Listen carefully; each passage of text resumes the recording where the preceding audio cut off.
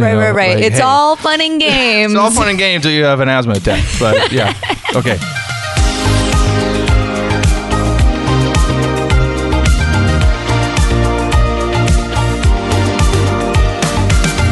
Hey, I'm Candace, and you're listening to Talk to Me, the limited series on the Joy FM podcast. On this episode, we talk to Stephen Stanley. You might not be as familiar with Stephen Stanley, but you may have heard his song Rest in the Father. Now, he was such a blast to sit down with because Stephen Stanley has a very rock and roll vibe, first and foremost. But at the end of the day, he's kind of a youth group kid, and he has a toddler. So, of course, we got into some of the parenting hacks. And, of course, as always, wait till the end for the disco ball of fun. Thank you so much for joining me and enjoy this conversation with Stephen Stanley.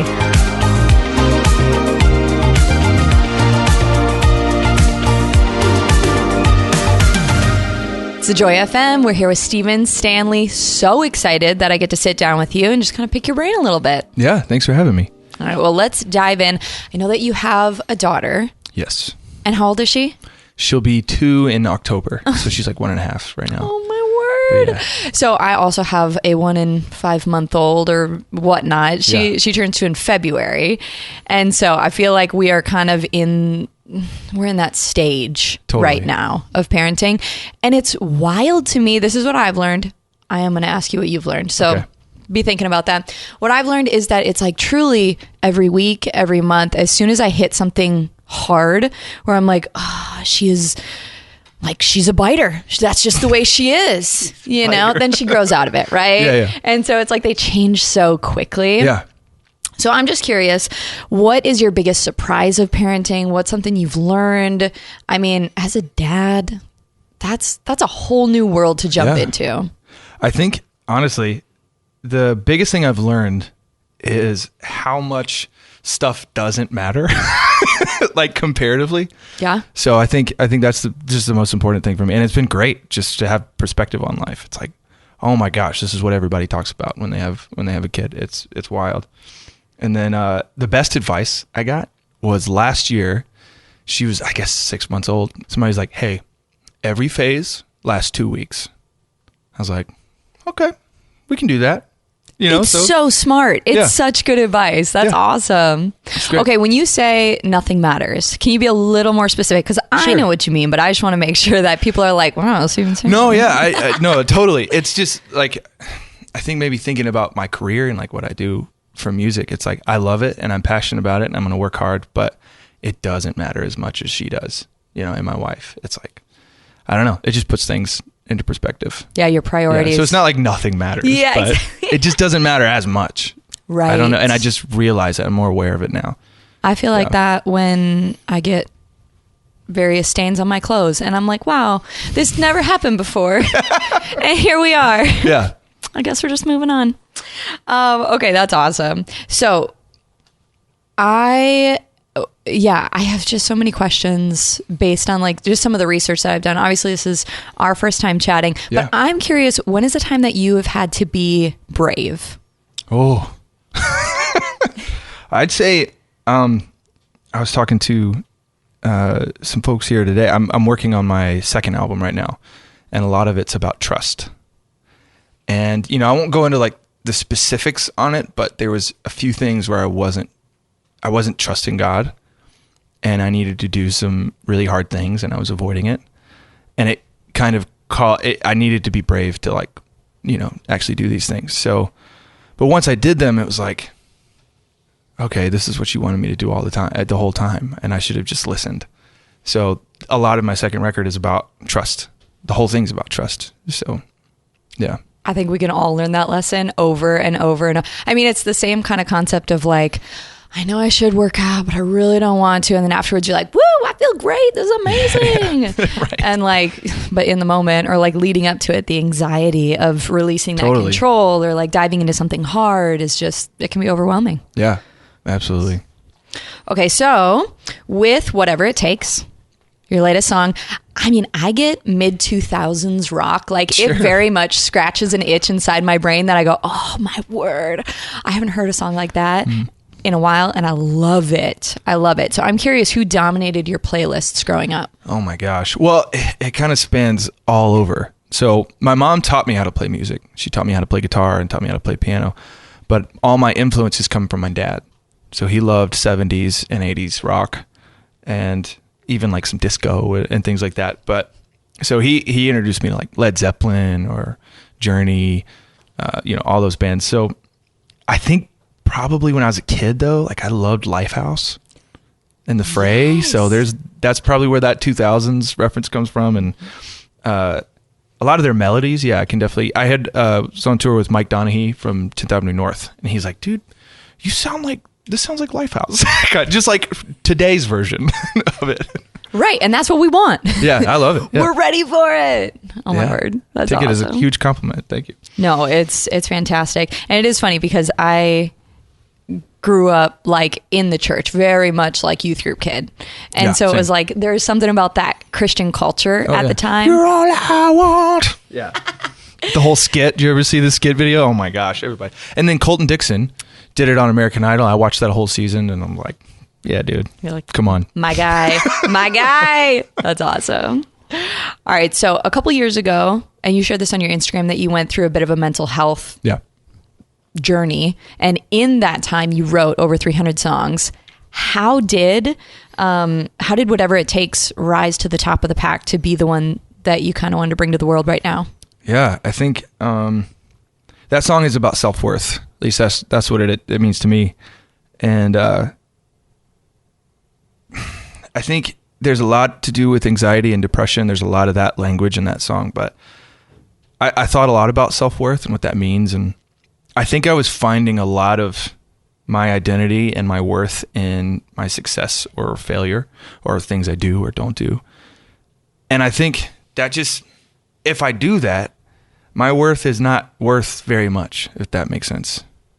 But if my worth is found in Jesus, then I am very worthy because he is infinitely worthy. So, I think that song just means so much to me because it's the heart of the problem. Like the first line of the chorus is, I've been reckless with my heart. It's like, okay, if I hate myself, if I don't think I'm worthy for anything, that's reckless. That's a terrible way to live, especially when Jesus died on a cross and said, this is how much you're worth. So yeah, that song means a whole lot to me. I just love that perspective because it's so personal. Like I think that, there's something about me saying that to you versus you saying that to you. And so I think people will hear that and that it's just a really genuine heart cry. Yeah, so for sure. I appreciate that. Thanks for sharing. All right, so now Disco Ball of Fun. It's my favorite time of the interview. Time for the Disco Ball of Fun. Sweet. What is that? So this disco ball is full of questions that me and a few of us have written. Some serious, mostly a little goofy. I like it. Little off the wall. You have this card that you can use if you'd like to not answer a question and make me answer it instead. But I only have one. Only one. Okay. All right. Unless you're nice. I'm going to save it. Yeah. Whatever. All right. So go ahead, grab a question. Okay. And if you hate it, throw it back in, grab another one. We got to read it out loud for the people. What is something that is expensive but worth it? Interesting. A wife? No, I'm just kidding. Hey, that's what I'm talking about. Amen. Hey, let's keep that in. No, honestly, I'm just kidding. Honestly, a really nice towel. Okay. Yes. Like, it might be a little pricey. Listen, I have a feeling that we are around the same age and we are learning the same lessons at the same time, because that is literally what I just got my husband for his birthday. Yeah. Was 2 nice towels. Yeah. Which sounds very dull, but it's very adult.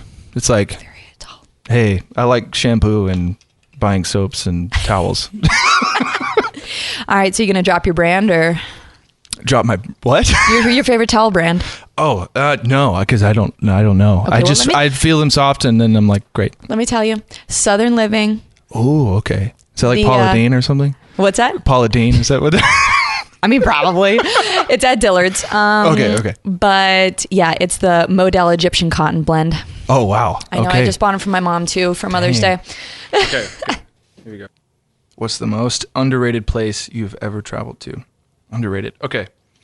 Every year for the past 3 years, I haven't been able to take a vacation or take my wife on a vacation, but I've been able to go to Tombstone/Pierce, Arizona, which is just like middle of nowhere, Arizona, where it's just desert and mountains. And I love it. Okay. It's beautiful. What do you do there? Nothing. So is it a little bit like just escaping to another planet? Yeah. I do absolutely nothing. Okay. It's awesome. Another very underrated thing is a vacation where you don't have plans. Yeah, it's great. People who vacation gorgeous. with plans stress me out. It's just The itinerary. yeah. Right? Unless Every you're going day. to Disney World, then that makes sense. Well, we it won't does have make fun. sense. But yeah. That's awesome. I love it. I'm going to Sweet. visit Tombstone someday. Okay. How many of these am I answering? Because I want to make sure I use this. Oh, I mean, you don't have to. No pressure. What is a conspiracy theory you could believe with very little convincing? I did meet this lady. This was about a year ago. And I was singing at a baseball game. And she came up to me afterwards. And I won't say exactly, what she took. But she said, she walked up to me and immediately said, I was blind, but now I can see. I was like, huh? What are we talking about? I was like, that's great. What? And she's like, no, I've been blind for like a year. I was like, you mean like physically blind? And she's like, yeah, I took this medicine and I had a weird reaction to it. My eyes crossed. And so recently, like 3 days ago, I got surgery and I got my eyes realigned and now I can see. And I was like, dang, so medicine kills us. That's Okay, so this is a big, some medicine. Yeah. So this is a big pharma conspiracy. Yeah, it's like big pharma, kind of. Okay, I'm on. But hey- I'm on board. You don't even have. Hey, to but I have anymore. asthma and I need medicine, so Right. like, It's hey, all fun and games. it's all fun and games till you have an asthma attack. But yeah, okay. That's awesome. How have you been influenced? What have you bought? Okay, so that specifically talk. Well. Okay, fine. Got You me. understand it more than I do, so there you go. Influenced. Okay, I'm trying to even think. Oh yeah, no, I know. Okay, so it's kind of popular right now for girls, especially my age, to be doing Botox. Okay. It's not something I have indulged yet myself, but my algorithm knows that I'm seeing it everywhere, right? And so they have offered me the crunchy alternative, Yeah. which is called Frownies. And they are literal stickers that you like put on your face. Wow. And they call it, this is so embarrassing, they call it a cast that you're like are supposed to wear Yeah, while you that makes sleep. sense. And so it's like paper mache that I put on my forehead and I can like tap it. Yeah. And it is supposed to freeze my forehead overnight and eventually get rid of the wrinkles. Wow. You know what? Respect. I figure it's like a semi-healthier version of Botox, and I'm just going to give Yeah. it a try. It Worst is case weird. scenario, my daughter gets Yeah. really creeped out by it, which has happened. It is weird, like how like your Instagram feed can influence you so much. Like my wife, I knew she wanted a baby when I pulled up her Instagram feed, and it's all babies. Stop. That's so real. Like, dang. Sometimes I wonder, like, if I'm pregnant because my Instagram feed is all full of like new baby stuff, and I'm like, wait, do they know something I don't? Yeah, that's weird. I'm That's- not pregnant, for the that's record. crazy. But for the record, Can we do one more? Can we do one more? Yeah, of course. Okay, Love this is to. fun. I like it. What is a topic you consider yourself an expert on? Okay, let's not say music, and I'm not an expert in music. So I love movies.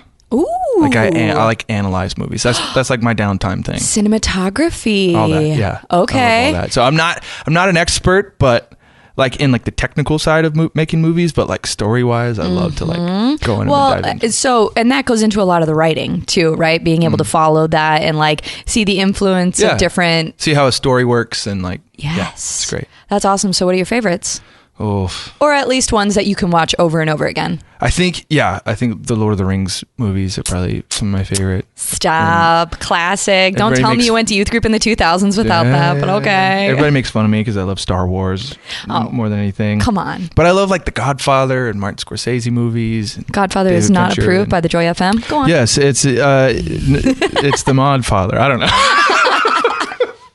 No, I'm just kidding. No, and those are, I mean, obviously just classics. Do you get into any of the, like, the B films, the, like, this is so bad it's good kind of stuff? Oh yeah. I can't remember the name of the movie, but me and my wife Was it will- Shark Tornado? We haven't watched that one, but we have before. Me and my wife will sit down, do like a date night, and watch a bad movie on purpose. Yeah. And it can be so fun. It's so fun. Yeah. Oh my word. There are movies, they inspire the best conversations with my spouse and I, because we're both going like, why did they do that? Why did they even think that was a good storyline? Yeah, I was going to say the name of a movie, but I don't want anyone to ever watch it. So I'm just going to keep it to myself. Okay, that's hilarious. And also, you're going to tell me what the name of that movie is afterwards. And if you want to know, I'll DM you. Sweet. I love it. There you go. Thank you so much, Stephen. It's been so awesome to chat with you. And honestly, I feel like we had a very similar upbringing. So like, you know. Are you a PK? I'm a little bit. So my mom was like a youth group leader. Okay, cool. So you get it? Yeah. Yeah. So I definitely slept in some church pews a time or two. Yep. Love it. Well, thank you so much. Yeah, thank you for having me. Thanks so much for listening to Talk to Me on the Joy FM podcast. Make sure you share your favorite episode with a friend. And if you're not yet subscribed, make sure you click that subscribe button so you never miss an episode. Thanks so much. Talk to you later.